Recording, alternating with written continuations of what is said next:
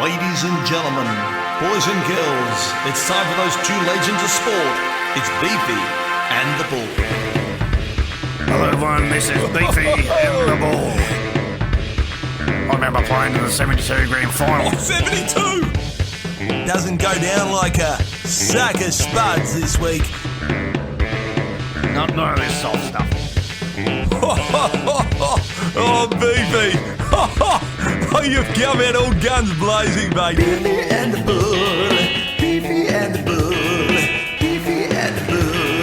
Beefy and the Bull. Beefy and the Bull. Good morning everyone, welcome to another week here. Oh! Beefy and the Bull Sports Report on 101.3, and it's great to have the Bull back after his jaunt down south, been locked into that bubble. Beefy, I tell you what, it's been incredible, and I appreciate that. You couldn't send any money or anything like that, or help me in any way to get it back from Sydney. But I tell you what, you did me a favour because I hitchhiked, met a lot of nice people, and even that guy with the axe and stuff like that was sort of trying to put the rope around me. He was even turned out to be a great bloke. Right. Yeah. He was got Benny Malad or something. I can't remember his full name. But had a great time, mate, and great to be back. Walked in the door here, and I tell you what, sport waits for nobody. No, that is absolutely correct, and we're going to get straight into it this week and looking at the AFL weekend. The pick of the game, rewind style for last week, Carlton versus Port Adelaide. I tell you what, Port came out of the blocks, Carlton overtook them, got to the last quarter,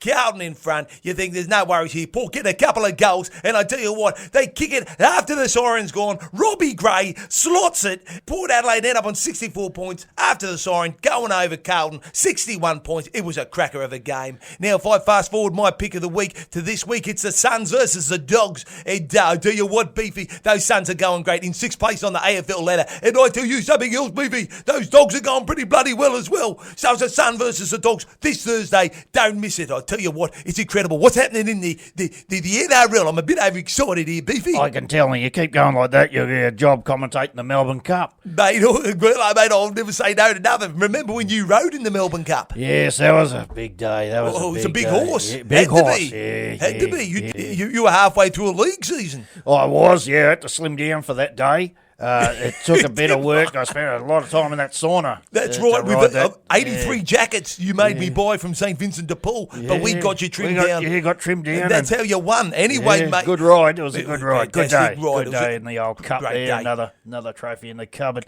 Looking at the NRL game last week and looking at that Rabbits and Knights game, oh, for crying out loud, if those bunnies can't realise there's actually 80 minutes in a football game, it is unbelievable. You don't come out and go, oh, we got 20 minutes to go, we better play. Bloody disgrace. Disgraceful. We used to play 120 minutes. Mate, well, why not? You'd have a game before the game. That's what we did.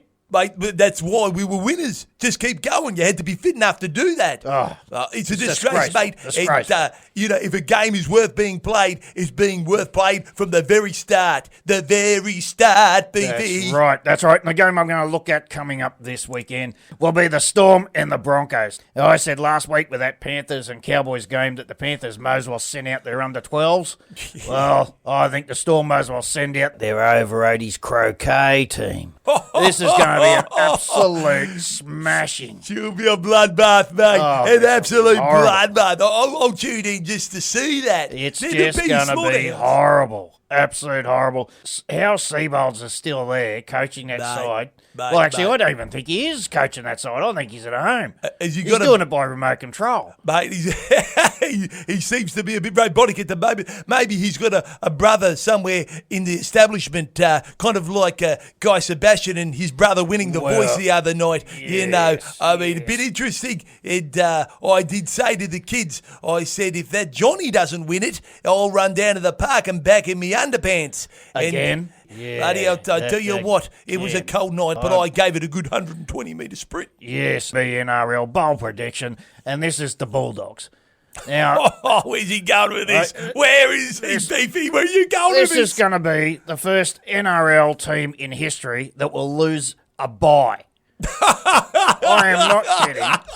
I love it, mate. I tell you what, that is It's on the money. I'll put money on that. I can't work it out.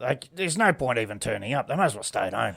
And they've probably got a better chance of winning. Mate, we're both having a go at losers this week in bold predictions. My bold prediction for this week in the AFL is the Adelaide Crows. Now, they haven't won a game all season. They've been disgraceful, absolutely disgraceful. And I reckon this week they're actually going to field a team full of crows.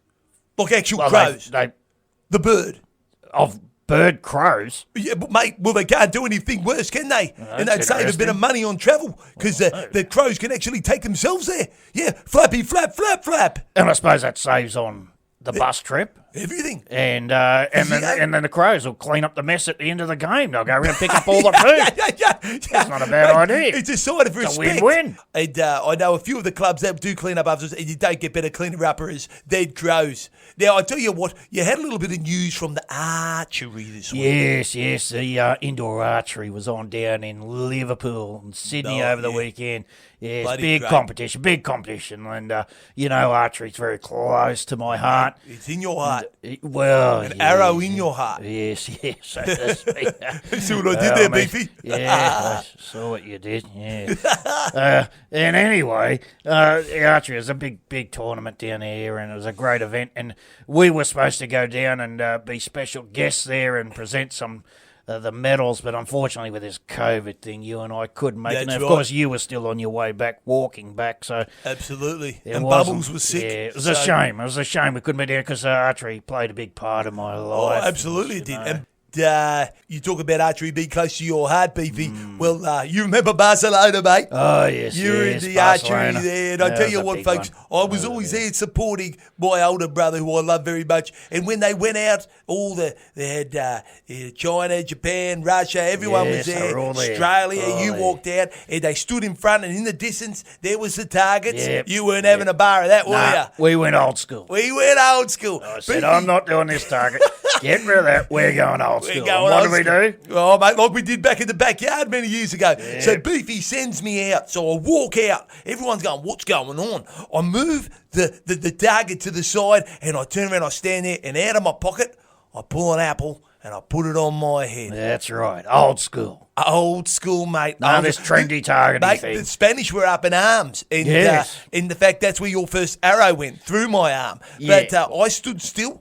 And when you went straight through that apple, the cheering as you won gold, and the other people were just, you can't beat that. You can't beat that. They had nowhere to go.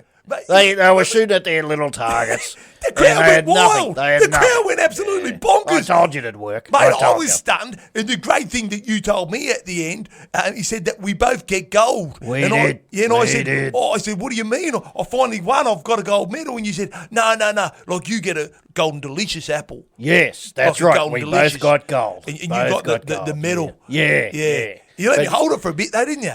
Yes, I had to because I was collecting another medal. So you had to hold that one. I tell you what, it makes you so emotional when you win all these medals, you know what I mean? You win it, and I love it because I'm always there for you, aren't I? That you are. I'm always there for you. Yeah, someone's got to hold me towel and medals for me. It's absolutely. Great. Yeah, I could think of no one better to hold all the medals and stuff for me. We're a team. Yeah, I tell you, every time I win, you win. Yeah, absolutely. You always say that. I tell you what, you got a beef of the week this week, Beefy? Yes, my beef of the week this week is actors who think they're tough. Actors. This week, that Mickey Rourke, who's had more plastic surgery than Cher, has come out sledging Robert De Niro. What? And they've been ballooned for the last 30-odd years. Get in the ring. Stop the Nancy-pantsy bagging each other on your little Twitter accounts and your little Facebooky stuff. Get in the ring. Stop being soft. And get in the ring. Enough's enough. You blokes never stop bagging each other and saying you're tough. And I tell you what, in the ring. I reckon Beefy the Bull go full UFC. Get him in the octagon. You and I, they'd go down like a sack of spuds. Damn right they would. You see them, I'm going to do this to you. I'm going to do that to you. No, they're writing checks their bodies can't cash, mate, and it's not on. Tell you what, as bad as one another, but they're bagging each other. Been doing it for 30 years. I tell you Enough of the squabbling. Get it on.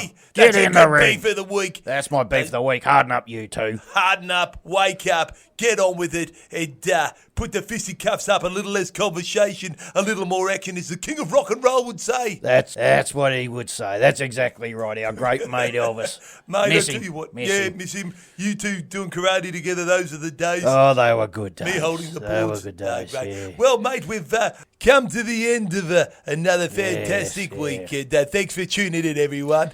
Yes, thanks for listening. I'm Beefy. I'm the Bull. We'll see you next week on Beefy and the Bull.